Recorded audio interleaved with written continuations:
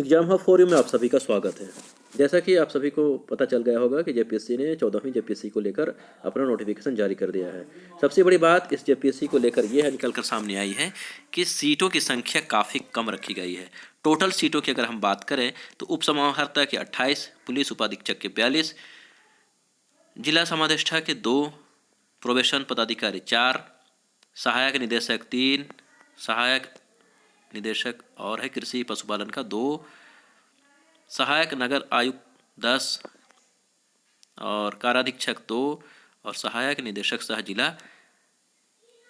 जनसंपर्क पदाधिकारी 10, यानी कुल सीटों की संख्या मात्र 103 है। ठीक है, अब सोचिए इतने दिनों से आदमी तैयारी करे और सीटों की संख्या ही काफ़ी कम हो तो मनोबल डाउन होना स्वाभाविक है।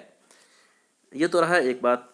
दूसरी बात एज कट ऑफ को लेकर है। 2026 जो निर्धारित किए हैं सर, अब सोचिए 2026 का एज कट ऑफ रखना क्या तुक बनता था इसमें। पिछले बार जब एज कट ऑफ की गणना 2018 या 2019 थी, ऐसा ही कुछ था, लेकिन इस बार सीधा सीधी 2026, यानी कि टोटल 7 सालों का नुकसान। ऐसा कृपया करके ना करें, एज कट ऑफ पे पुनर्विचार करें। बहुत से अभ्यर्थी इसमें बाहर हो जाएंगे।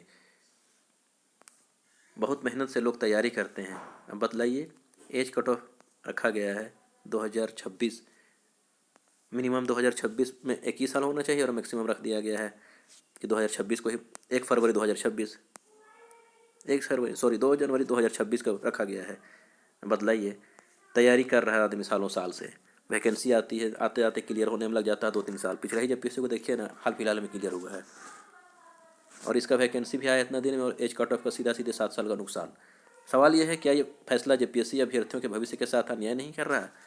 आज इस वीडियो में हम चर्चा करेंगे। 103 सीट जो आई हैं बहुत कम तो हैं ही, लेकिन एज कट ऑफ जो 2026 रख दिए हैं उस पर बहुत ही बुरा प्रभाव पड़ेगा अभ्यर्थियों पे।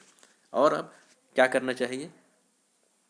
सिर्फ 103 सीट। असली समस्या झारखंड जैसे राज्य में, जहां हजारों गंभीर अभ्यर्थी वर्षों से तैयारी कर रहे हैं, केवल 103 पद का होना एक बहुत बड़ी समस्या है। प्रतियोगिता पहले से ही बहुत अधिक टफ हो चुकी है और चयन अनुपात तो बेहद कम ही है।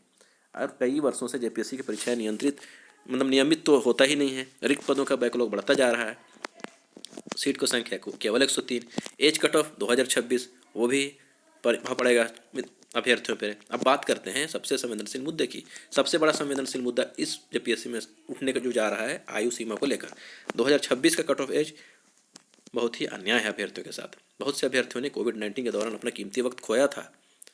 हमारा खुद एज उसमें पार हुआ है। अब ऊपर से जेपीएससी परीक्षा में लगातार देरी का नुकसान उठाता है। अब जब परीक्षा आयोजित की जा रही तो आयु सीमा 2026 तक ही सीमित कर दी गई है। सवाल यह है, परीक्षा में देरी की व्यवस्था जो हो रही है, देरी किसकी गलती है, अभ्यर्थियों की या आयोग की? यदि देरी व्यवस्था की थी तो दंड अभ्यर्थी को क्यों दिया जा रहा है? क्या यह न्याय नहीं है? एक अभ्यर्थी अपनी उम्र, अपनी ऊर्जा, अपने परिवार की उम्मीदें और सब कुछ परीक्षा में लगा देता है, लेकिन जब पद कम हो, अवसर सीमित हों और आयु बार बार बाधा बने तो निराशा बढ़ना स्वाभाविक है। ये केवल एक परीक्षा नहीं है, लाखों युवाओं के भविष्य का प्रश्न है। अब अभ्यर्थियों को क्या करना चाहिए? सबसे पहले घबराने की आवश्यकता नहीं है। अपनी तैयारी को स्मार्ट बनाइए, ढाल दीजिए तैयारी को। केवल जेपीएससी पर निर्भर ना रहें, बीपीएससी, एसएससी और अन्य प्रतियोगी परीक्षाओं पर भी ध्यान दें। साथ ही लोकतांत्रिक और शांतिपूर्ण तरीके से अपनी बात सरकार तक जरूर पहुँचाएँ। याद रखिए, अभी भी अवसर समाप्त नहीं हुए हैं। 103 सीट बहुत कम है। एज कट ऑफ 2026 अन्याय है। ठीक है, फॉर्म फिलअप का लास्ट डेट 14 फरवरी भी निर्धारित कर दिया गया है। ठीक है, 31 से आपका फॉर्म फिलअप होना चालू हो रहा है।